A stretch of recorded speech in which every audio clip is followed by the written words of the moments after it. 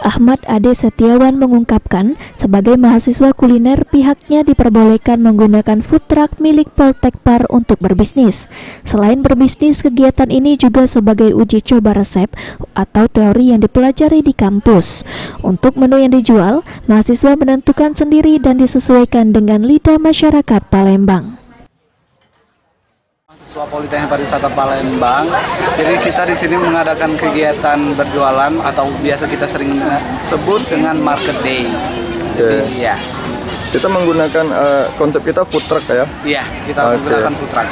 Untuk kegiatan sendiri itu tugas kuliah atau kayak mana? Oke, kalau untuk jenis kegiatannya itu sendiri itu cuman kita ada menjalankan setiap rutinitas kita setiap minggunya, yaitu market day dan juga nanti sebagai pemanfaatan fasilitas dari kampus. Oke.